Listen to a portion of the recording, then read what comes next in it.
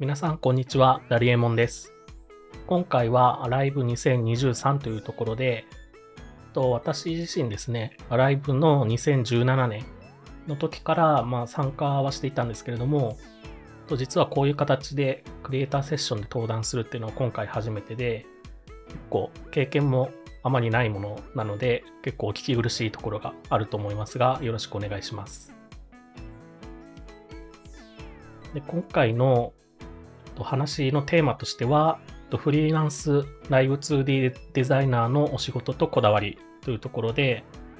私自身ですね、フリーランスになって結構数年経っているんで、その中でライブ 2D のお仕事、いろんなジャンルというか種類で仕事をしているんで、そういったもののどういう中身、どういう内容の仕事をしているのかというところとか、その仕事をするときのこだわりなんかを解説しようかなと思って、これからライブ 2D のお仕事をしたい人とかに、こんな仕事があるんだとか、実際仕事をし始めてる人、フリーランスで。で、どういったところに気をつければいいのかなみたいなところの参考になればいいかなと思っています。よろしくお願いします。最初に自己紹介ですけれども、名前はラリエモンで活動させていただいています。で、フリーランスで、ライブ 2D デザイナーでイラストレーターという肩書きになるかなと思います。で、現在は、主に VTuber 用のライブ 2D 制作をしています。で、下に簡単に経歴を書いてるんですけれども、最初は、イラストレーターとして活動していて、その時に、イラスト制作会社に最初は入社して、で2016年頃からライブ 2D を勉強し始めて、この時は独学ですね。で、動くイラストっていう自分で描いたイラストをライブ 2D を使ってアニメーション作品にするみたいな作品を作っていて、その時にその作品が結構、Twitter 現 Xに投稿していたら結構受けが良かったんで、会社で、自分の作品が結構受けてるんですよみたいな話をしたら、じゃあ会社でもそのライブ 2D の仕事をしようっていう話で、会社でライブ 2D の少量案件を受け始めます。で、その翌年2017年の、夏か秋頃にフリーランスとして独立して、でそこからはフリーランスとしてのライブ 2D の仕事を主に、イラストもちょこちょこって感じでしたけども、基本的にはライブ 2D ですけど、その時はまだ VTuber とか、まだ 3D が出始めた頃だったんで、2D はほとんどなかったので、ソーシャルゲーム用のライブ 2D 制作の仕事をこの頃、2017年頃はやり始めてて、で、2018年に、ちょうどホロライブの設立、カバー株式会社様のホロライブが2018年の4月か5月か6月頃、そのぐらいの時にちょうど私も初めてやった仕事がホロライブの立ち上げだったみたいなところですね。VTuber 向けのライブ 2D モデルを制作し始めるという流れ。で、ここから2018年から今まではずっともう VTuber 向けのライブ 2D ばかりですね。ほとんど。という形です。で、制作した VTuber を実際に書いてみたんですけど、これ全部読む必要はないんですけれども、新規制作、新衣装を抜いて新規制作で79体、今のところ。79体以上。で、これは旧モデル、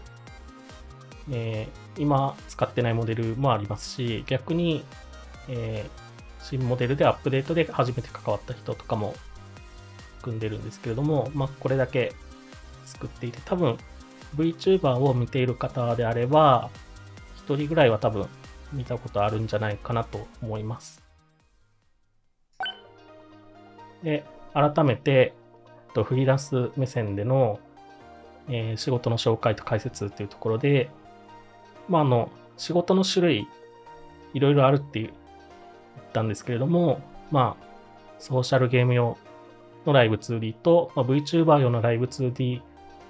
にしても、内容3つに分けて、新規制作と新印象制作とアップデート制作について話そうかなと。で、最後に、ライブ 2D の講座制作っていうのも、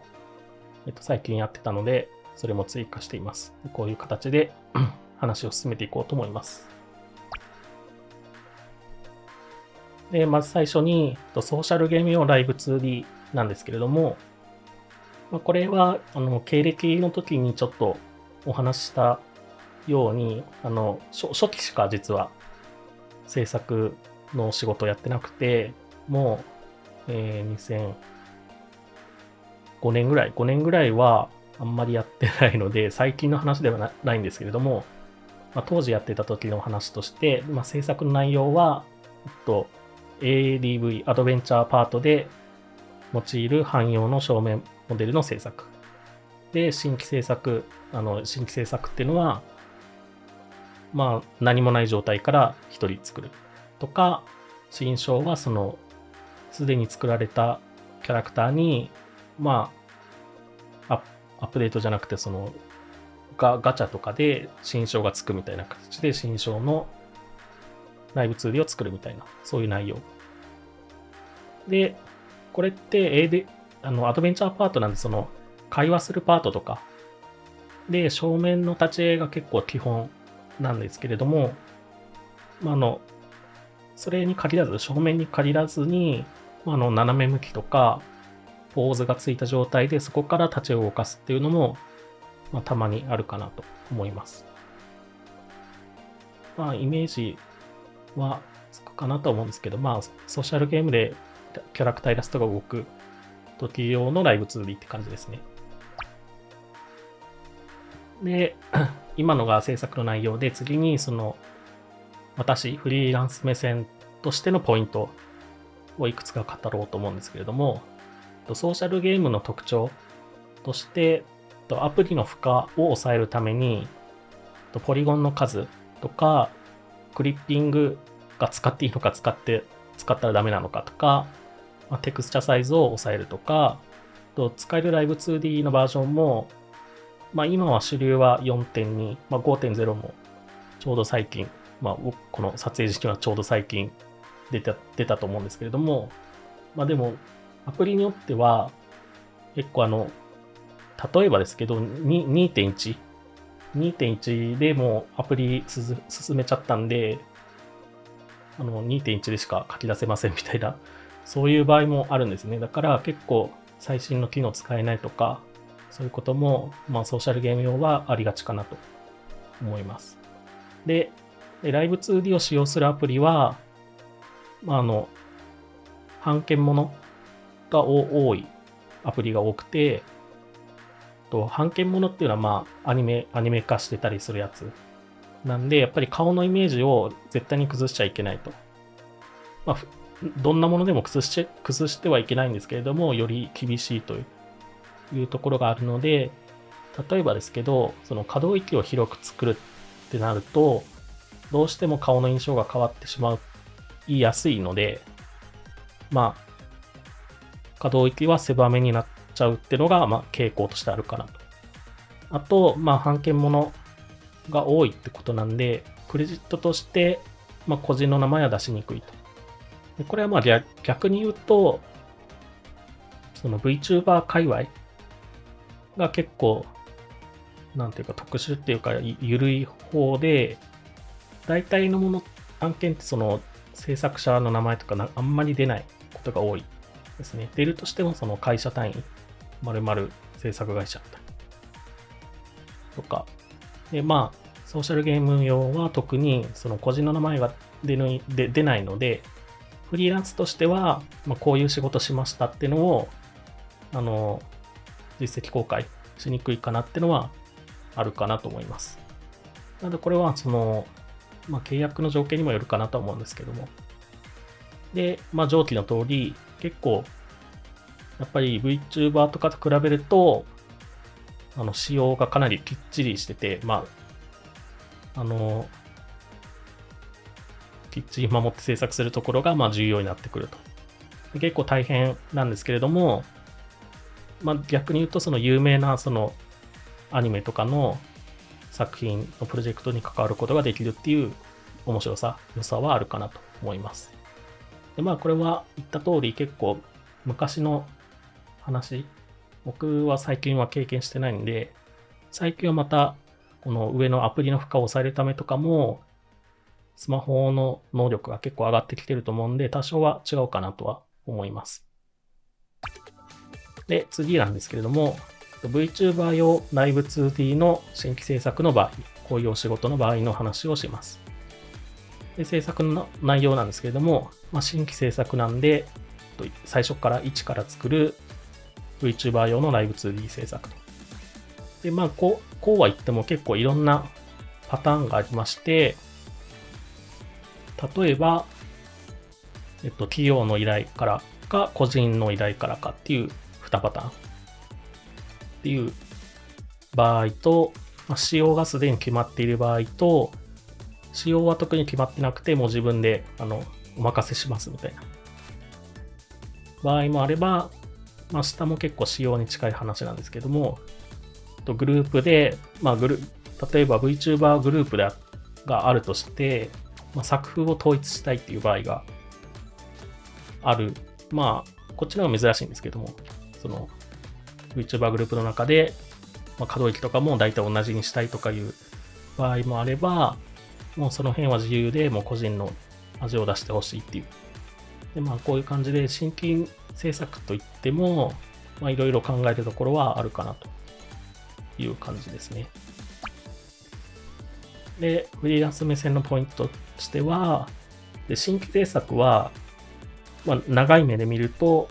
新章とかがどんどん出てくると思うんで、新章がその自分自身が絶対に担当するとは限らないんですね。別の人が担当することもあるんで、そのデータの中身は分かりやすくした方がいいかなと。あともう一つは、これ、当たり前ですけど、新規制作なんで自分が最初のキャラクターのイメージを作るという意識が大事かなと思います。なんで、一つとしてイラストレーターさんの絵柄の意識。これがないと、もう、逆に言うとイラストレーターさんの絵柄の意識がない状態で最初のイメージを作ってしまうと、それが VTuber さんのイメージになっちゃう。イラストレーターさんと関係ない絵柄が標準になってしまうんで、イラストレーターさんの絵柄を守るようにっていう意識が必要かなっていうところが一つと、2番目は表情やポーズ。ライブ 2D のデータの中身っていうかライブ 2D データのライブ 2D のデザインで、キャラクター性を出すと。例えばですけど、ツンデレキャラだったら、ツンデレ表情がないと、そういうツンデレ性が出てこないみたいな、そういうイメージですね。ちょっとダルい系の、ダウナー系のキャラクター性を出したいなら、ダウナー系の表情が大事という、そういう話ですね。で、3つ目が、ライブ 2D モデル全体のデザイン、印象を意識。これ2番目とほとんど一緒なんですけれども、モデル全体の動きの印象を、しっかり最初のうちに作ると。簡単に言うと、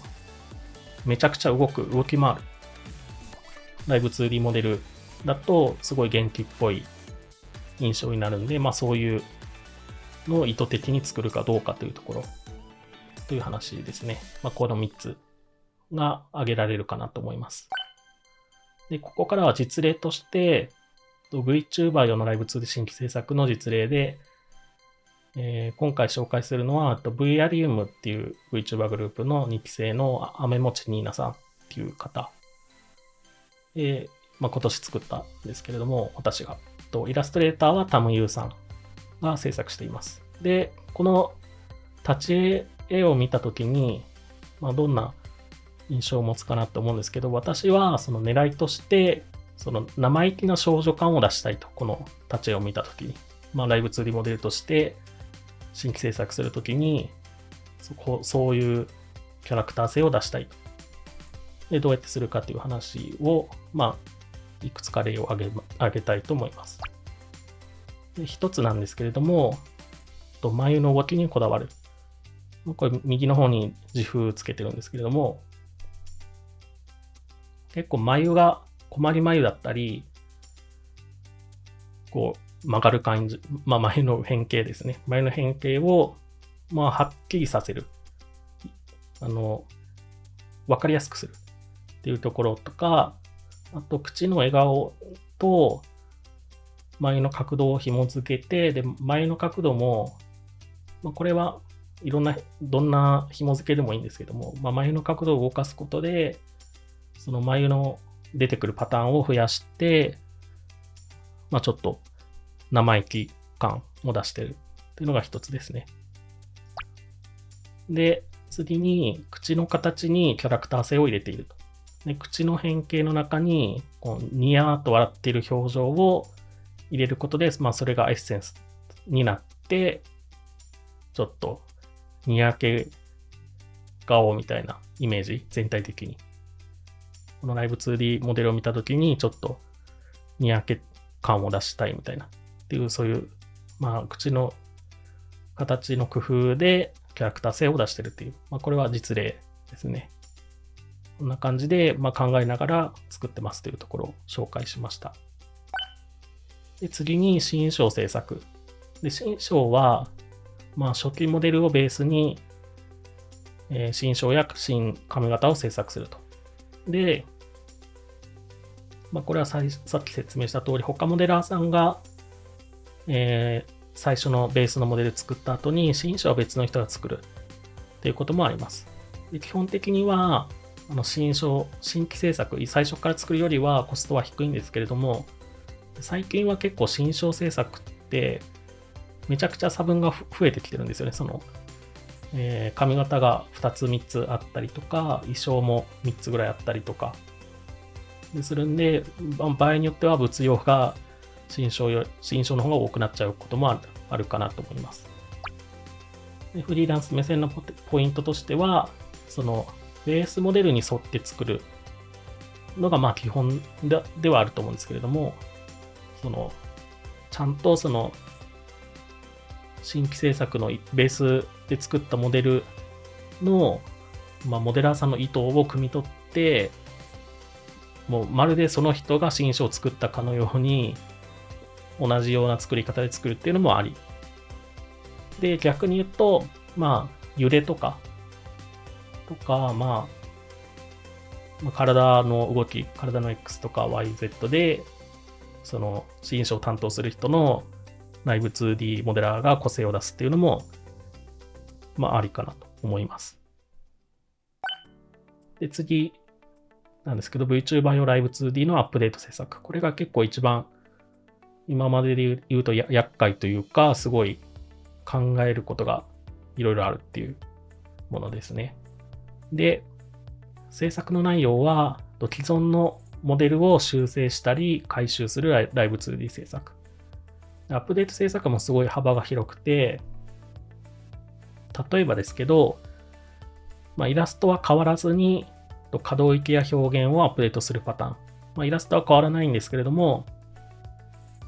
可動域を上げたいとかいうので、作り直したりするパターンと、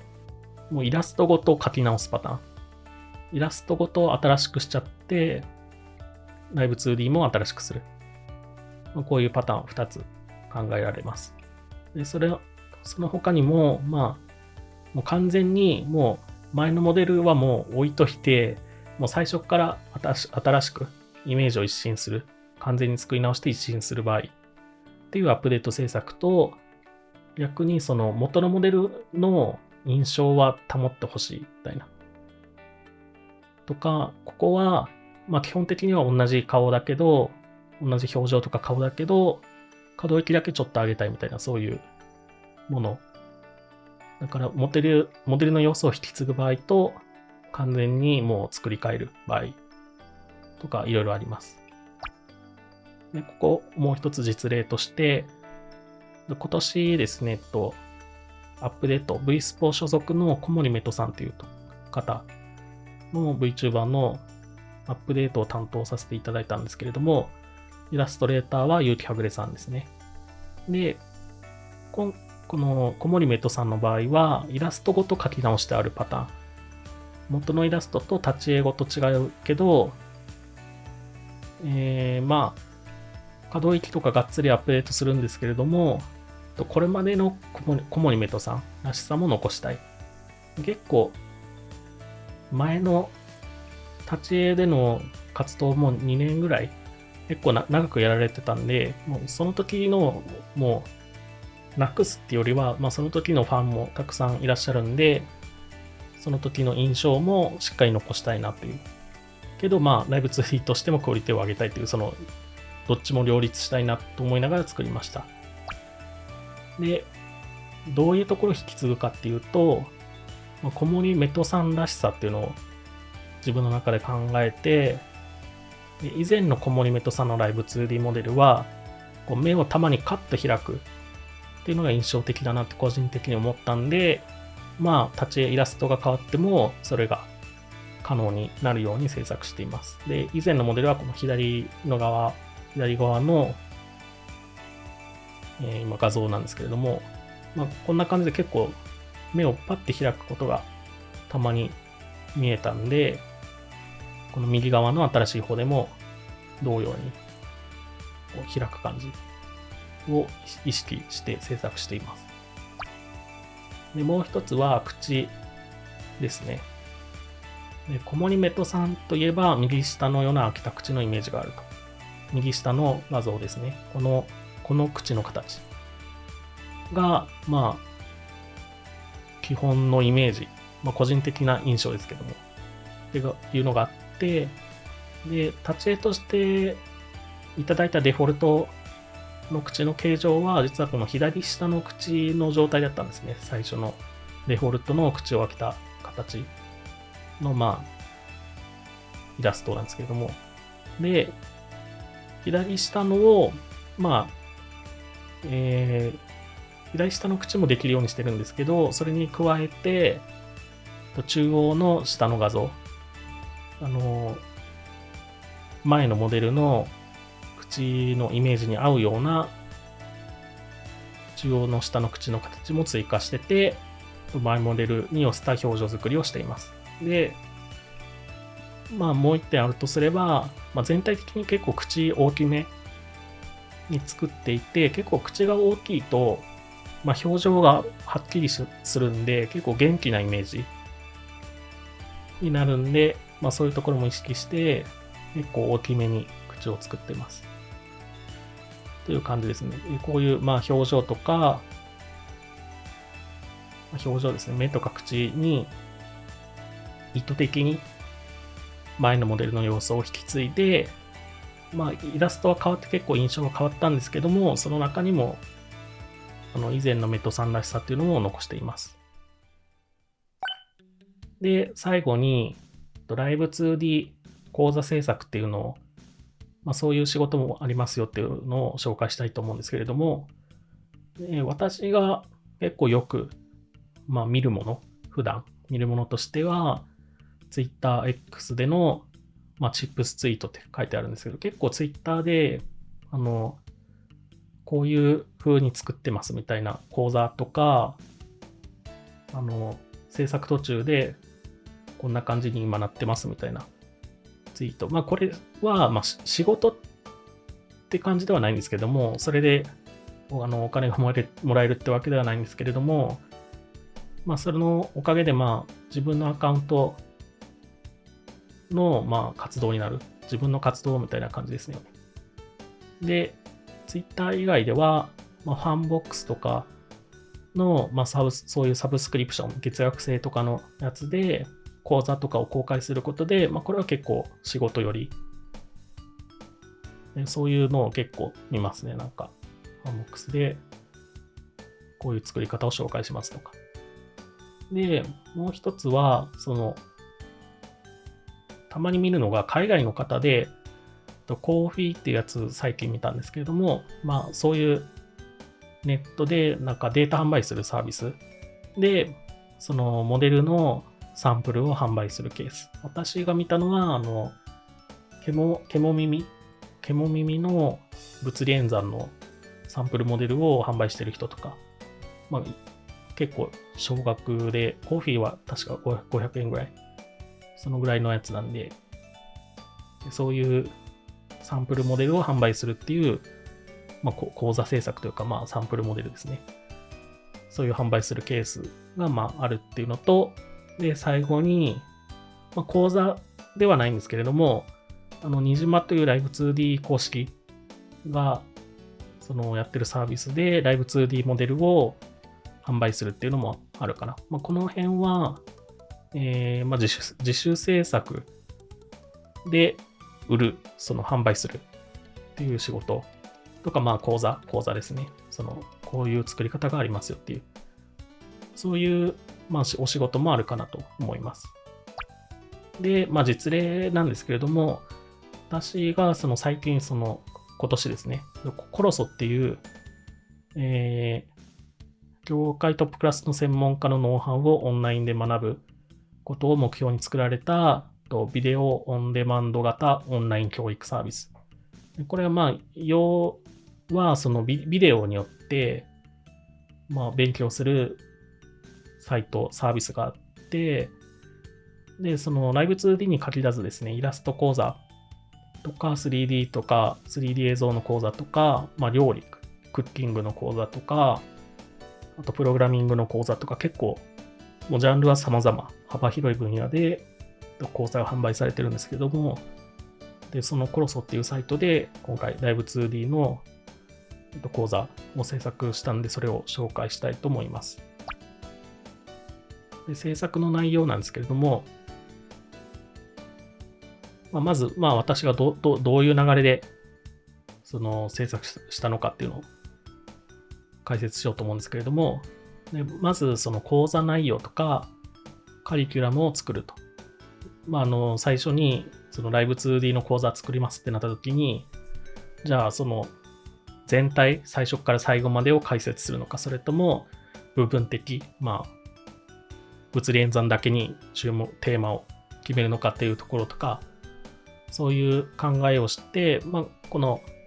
画面の右側に、まあ、こういう感じでサイトに載ってるっていうのを載せてるんですけども、今回は最初から最後までパーツ分け、イラストのパーツ分けから内部 2D 制作して、VTube スタジオに導入するところまで全てっていうところで、まあカリキュラムも、この回にどのくらいの時間を割くかみたいな、そういうところを作ってます。で、その次に講座用のイラストを発注。今回は桃敷先生っていうイラストレーターさんにお願いして、で、その次に、まあ、イラストが出来上がった後に、まあ、解説しながら制作風景を実際に撮影と。まあ、話しながら、作りながら撮ると。今回もうすべて全編撮ってますね。カットとか入れずに、もう作ってるところはもうすべて入ってます。で、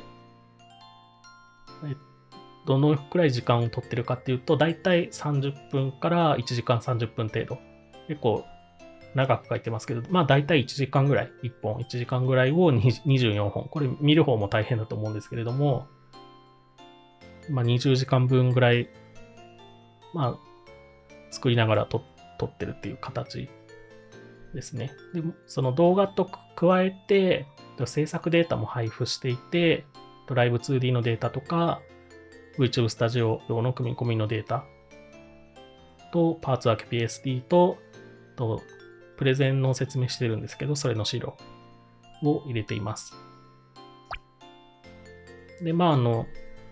作った側の感想みたいな形で、フリーランス目線のポイントとしてお話しすると、まあ、ターゲットの意識とか講座の狙いが重要と。でターゲットは、今回この入門から実践までって書いてるんですけど、まあ、結構ライブ 2D のチュートリアルって結構すでにいろんなところに出てるんで、もう単純に初めて触る人のためだけじゃなくて、もう仕事としてやるときにどういうところを気をつけたらいいのかみたいな、仕事をするまでぐらい、その触り始めから仕事するまでぐらいをターゲットとしてるみたいな。そういう狙いが結構重要かなと。ターゲットの意識。で、この撮影するっていうのが普段制作するよりも、見てるわけなんで、視聴者が。どんどん進めないと退屈になっちゃうから、もう悩む暇もなく、落ち着く暇もなく、もうどんどん進めるテンポが重要になるんで、ここは結構大変だったかなと。で、もう一つは思考の言語化が必要。黙ってしまわないように。私はそんなに喋るタイプじゃないんですけれども、それでも結構どういうところを考えて作ってるのかっていう、その考えてるところを喋るっていうところとか、できるだけ、ポリゴン分けとかもほとんど喋ることないけど、なんか考えながらなんとか喋るみたいな、そういうところですね。で、今回コロソっていうサービスを使ったいいところが、自主制作、ファンボックスとかで講座を販売するのと違って、動画の編集はもうすべて、コロソ側でやってくれますし、こっちは動画撮って渡すだけみたいな形だし、これは必ずそうなるわけじゃないですけど、海外向けの翻訳字幕などが望める場合があると。そういうところは、こういうサービス、企業とかを頼るのはいいところかなと思います。一応宣伝ですけれども、入門から実践まで学ぶ自然で可愛い VTuber 用ライブ 2D 制作で検索すると、こちらのタイトルで販売中です。で、まとめとして、今までいろいろ話してきたんですけれども、ライブ 2D っていう一つの技術でも結構様々な仕事があって、で、今回話してないことでも結構いろんな仕事があるかなと思います。で、下の図に簡単に書いたんですけども、ソーシャルゲームだったり、VTuber、新規制作、新章制作、アップデート制作、それかもう自分自身が VTuber するみたいな仕事もありますし、講座制作ですね。今のビデオオンデマンドサービスとか、ファンボックス YouTube とか、書籍で出すとか。で、他にも考えられるのがアニメーション制作。MV とか PV でライブ 2D 使うっていうのもありですし、ショートとか、Twitter にこういう、ライブ 2D アニメーション作りましたみたいな作品を投稿するっていうのもありかなと。あと、ニジマとモデル販売みたいな。ここに私が簡単に考えたのを書きましたけど、まだまだいっぱいあるかもしれませんし、一つの技術だけでもいろんな仕事がありますよと。で、フリーランスとして、私はフリーランスなんで企業所属とかじゃなくて、個人で活動してるんで、フリーランスとしては、その自信の強みや狙いを持つことが重要と。自信の強みっていうのは、自分はめちゃくちゃ仕様をしっかり守ります、納期を守りますとか、可動域めちゃくちゃ作れますとか、そういう強みですね。他の人と違う強みみたいな。そういうのを持つと、それがセールスポイントになりますね。あと、狙いを持つっていうのは、これはこういう人に向けて、初心者に向けた仕事ですとか、VTuber であれば、今までのイメージを保つことを狙ってるとか、そういうなんていうんですかね、目的を持って仕事をするっていうところ。ただなんとなくするっていうよりは、こういう狙いでやってるみたいな、そういうところを持つのが結構重要なんじゃないかなと思います。はい。今回、自分の仕事の紹介と、どういうところを考えてるか。これから仕事したいっていう人にとって、参考になればいいかなと思っています。はい。今回は、こういう機会をいただき、ありがとうございました。ご清聴ありがとうございました。